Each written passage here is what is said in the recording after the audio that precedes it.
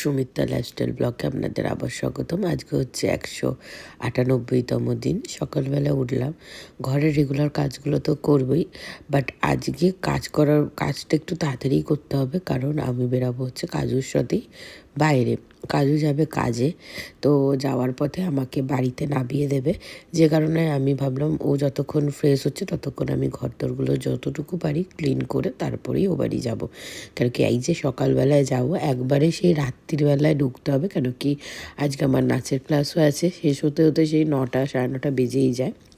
আবার তার মধ্যে আজকে প্ল্যানও ছিল একটু ও বাড়িতে তোমার কিছু কাজের জন্য, তো সেই জন্য একটু সকাল সকালই বেরালাম। গিয়ে দোকানে দেখি আমাদের টিম বসে আছে, ওর সাথে একটু খেলাধুলা করে বাড়িতে এসে একটু ব্রেকফাস্ট করলাম সকাল সকাল, তারপরে একটু বই নিয়ে পড়তে বসলাম।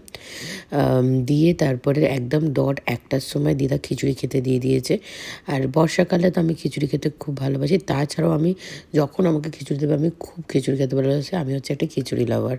তো কারা কারা আমার মতন খিচুড়ি খেতে ভালোবাসো অবশ্যই কমেন্টে জানাবে। আর আরও তার নাচের ক্লাসের সব বাচ্চাগুলো ঢুকে যাবে তাড়াতাড়ি, তাই জন্য লাঞ্চটা করে নিচ্ছি। আর আজকে জানো তো আমার বাড়ি আসার হয়নি, নাচ কমপ্লিট করার পর এই বাড়িতেই থেকে গেছিলাম। তো আজকের ব্লগটা এইটুকুই। ভালো লাগলে অবশ্যই লাইক করে দেবে, চ্যানেলটিকে সাবস্ক্রাইব করে